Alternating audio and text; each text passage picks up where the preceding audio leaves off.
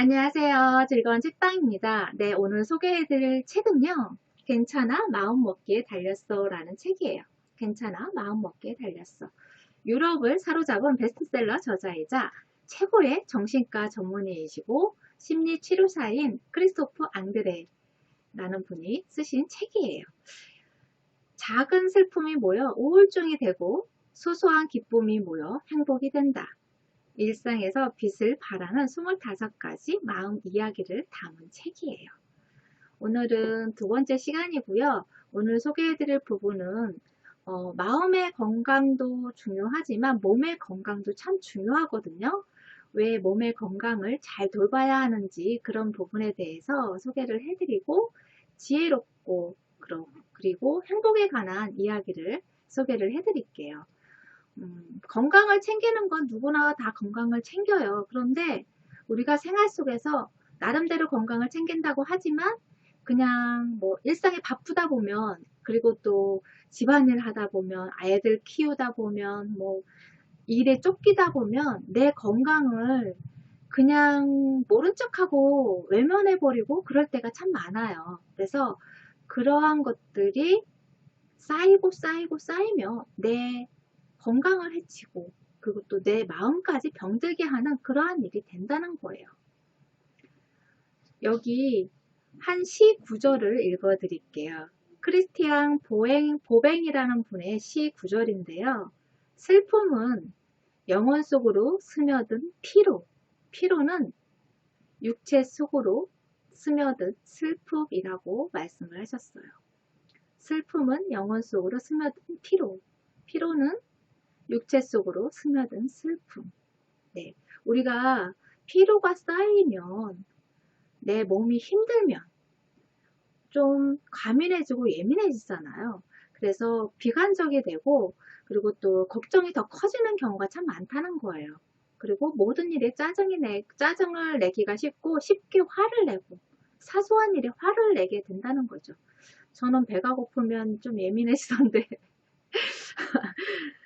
몸이 힘들면 그렇게 된다고 해요. 그래서 우리가 그런 몸이 힘들고 병들고 하면 마음도 힘들어지잖아요.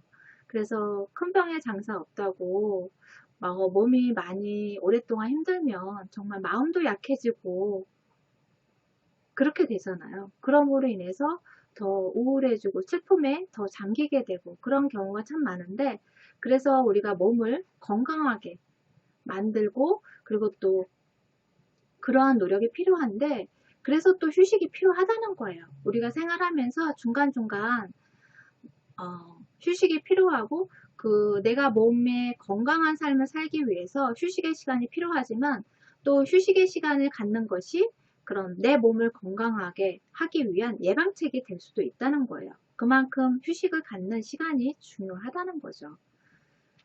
이러한 휴식의 방법으로 저번 시간에도 말씀드렸던 것처럼 뭐 산책을 하셔도 좋고요. 명상이나 친구를 만나서 이야기를 나누는 그런 시간들을 갖는 것도 참 좋다고 해요. 그런데 또 하나 뭐가 있냐면 운동이에요.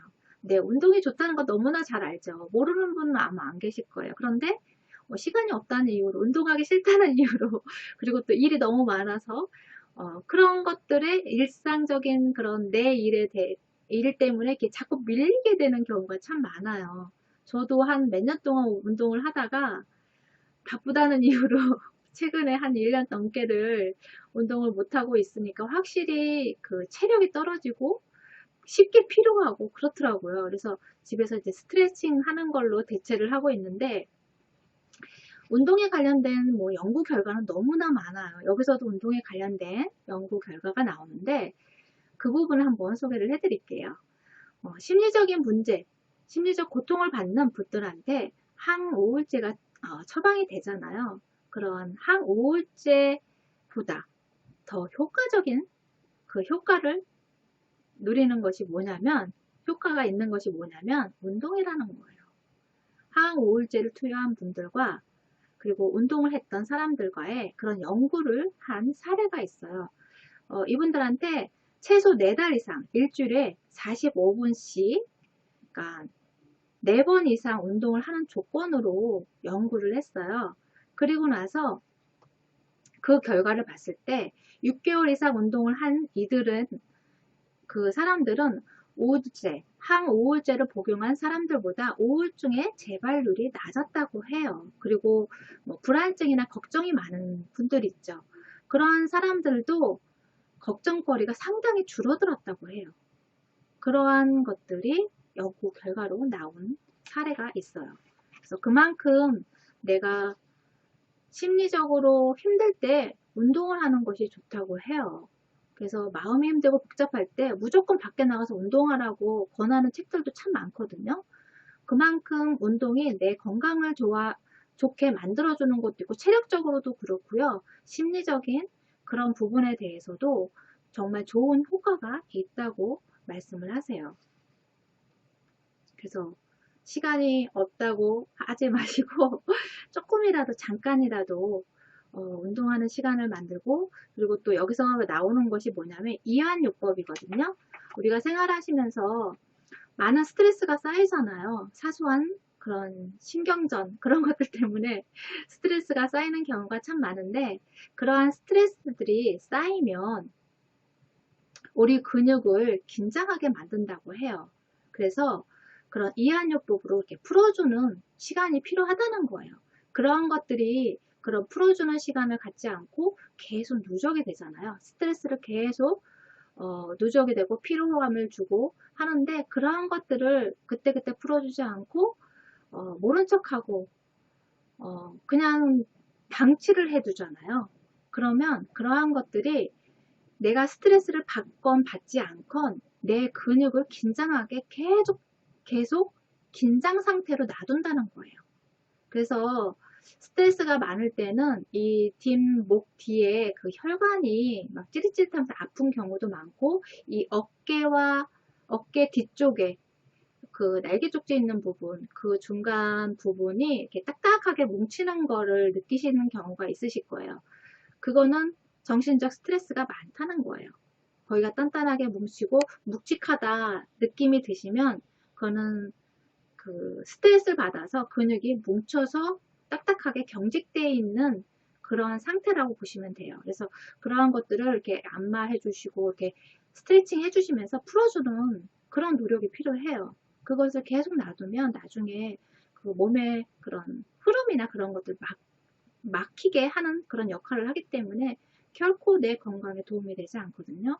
그래서 모든 병의 근원은 스트레스라고 하잖아요. 그래서 그런 것들을 이렇게 풀어주는 이완 요법을 자주 활용하는 것이 좋다는 거예요. 그래서 뭐 그 운동이나 잠깐 심호흡을 하거나, 아니면 한 자세로 오래 있으면 잠깐 일어나서 자세를 바꿔주고, 그런 노력이 필요하다는 거예요.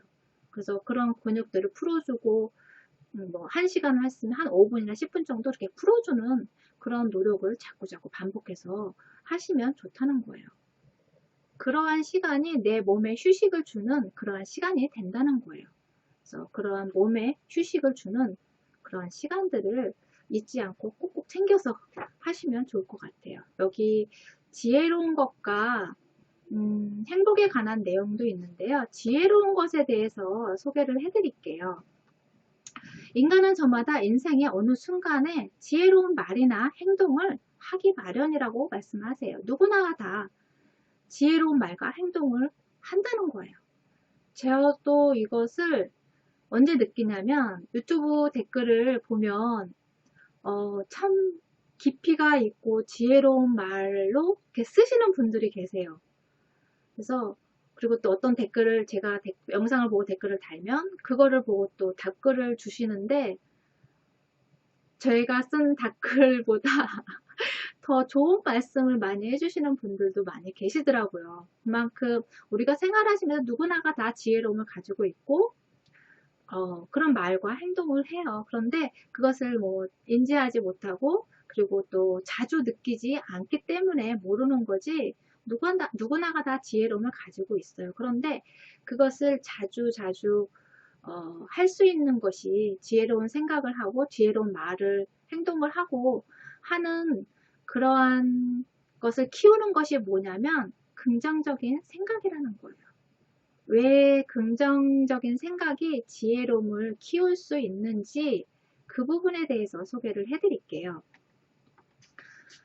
긍정심리학. 긍정심리학이 뭐냐면 개인의 장점을 살려 긍정적인 삶을 영위할 수 있는 법을 모색하는 심리학이다. 네, 장점을 살려서 긍정적인 삶을 영위할 수 있는 법을 모색하는 것. 그게 긍정심리학이거든요. 그렇기 때문에 긍정적인 생각이나 긍정적인 그런 마인드, 그러한 것들이 지혜를 키우고 내 시야를 넓게 만들어주는데 도움이 된다는 거예요. 여기에 한 연구 사례가 나오거든요. 그 부분을 소개를 해드릴게요. 한 소녀가 있어요. 15살 소녀가 있는데 그 15살 소녀가 결혼을 하겠다고 해요. 어떻게 생각하세요? 여러분은 어떻게 생각하세요? 그거 외에는 아무런 정보가 없어요. 그 소녀에 대해서 아무런 정보 없이 한 소녀가 15살짜리 소녀가 있는데 그 소녀가 결혼을 하겠다고 이야기를 했어요. 그 이야기를 들었을 때 여러분은 어떤 생각이 딱 떠오르시나요? 네, 지금부터 생각해 보세요. 15살 어떤 누군가가 모르는 사람이 모르는 여자아이가 결혼을 하겠대요. 뉴스에서 보거나 뭐 지인의 누가 결혼을 하겠대요. 그럼 어떤 생각이 드시나요? 어떤 사람은 이럴 거예요. 아니 15밖에 안 됐는데 결혼하면 안 되지. 무슨 엉뚱한 소리야? 무슨 15살에 결혼을 해?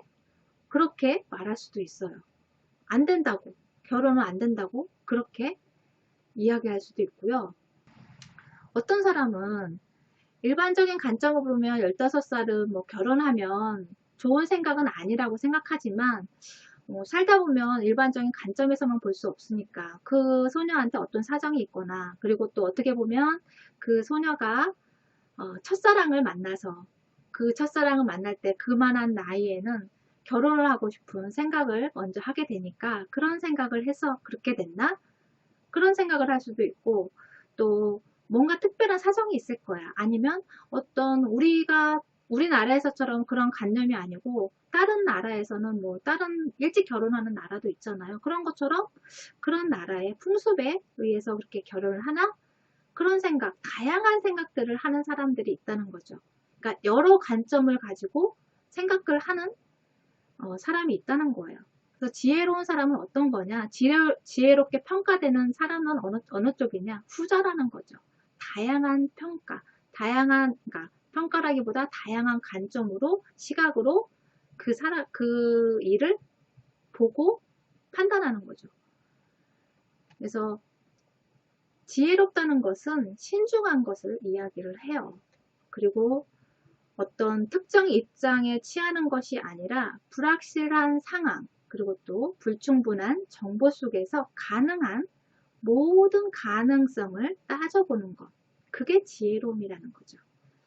그래서 그 소녀가 어떤 사람인지, 정확히 어떤 상황에 있는지, 어떤 곳에 살고 있는지에 질문을 던져보면서 거기에 대해서 생각을 하는 거죠. 내 개인적 주관, 그 다음에 내 개인적 판단이 아니라 상대방 입장을 생각하는, 그리고 상대방의 말에 경청하고 그리고 또 이해하려는 그런 노력들, 그러한 것들이 지혜로운 태도라는 거예요. 우리가 그러한 지혜로운 태도를 갖게 해주는 그런 시각이 어디에서 오느냐? 긍정적인 생각, 긍정적 심리학에서 온다는 거예요. 그래서 내가 긍정적인 마음으로, 생각으로 상대방을 바라볼 때, 그럴 때 이런 지혜로운 태도를 가질 수 있다는 거죠. 지혜로운 말과 행동을 할 수 있다는 거예요. 그만큼 내 삶을 지혜롭게 살고 싶다면 이런 긍정적인 마인드를 가지고 노력하는 그런 시각으로 보려는 노력이 필요하다는 거죠. 여기 책 내용을 잠깐 읽어드릴게요. 대부분의 연구에 따르면 행복한 삶을 살았다는 느낌은 적당히 기분 좋은 마음 상태, 소소한 행복의 순간들을 얼마나 자주 경험했는지에 달려 있다고 한다. 거창한 감동이나 엄청난 기쁨의 순간이 꼭 필요한 것은 아니라는 말이다. 가까운 이와 보낸 시간, 아름다운 곳에서의 산책, 인상적인 책이나 음악 감상 등 기분 좋은 순간들이 작은 천 조각들처럼 연결되어 행복의 옷을 짓는 것이다. 이런 순간들을 별 생각 없이 지나쳐 버리는 대신 의식적으로 경험할 때 우리는 단순한 만족감을 뛰어넘어 행복에 도달할 수 있다. 네, 우리가 생각하는 행복, 우리가 누구나 행복을 추구하잖아요. 그러한 행복을 마음껏 누리고 싶다면 이러한 소소한 일상에 대해서 그런 일상에서 오는 그런 행복을 의식하고 그리고 그것을 느끼는 그러한 시간들이 많이 필요하고 그러한 노력도 필요하다는 거죠. 그래서 여러분이 생활하시면서 일상에서 일어나는 소소한 행복들을 놓치지 말고 의식하면서 즐기면서 사셨으면 좋겠어요. 내 마음과 몸과의 건강을 위해서 여러분이 생활 속에서 이러한 작은 실천들이 내 삶을 좀 더 행복하게 만드는 일이 되지 않을까 싶어요. 도움이 되셨나요? 구독과 좋아요도 부탁드릴게요. 지금까지 들으셔서 감사합니다. 다음 시간에 또 만나요.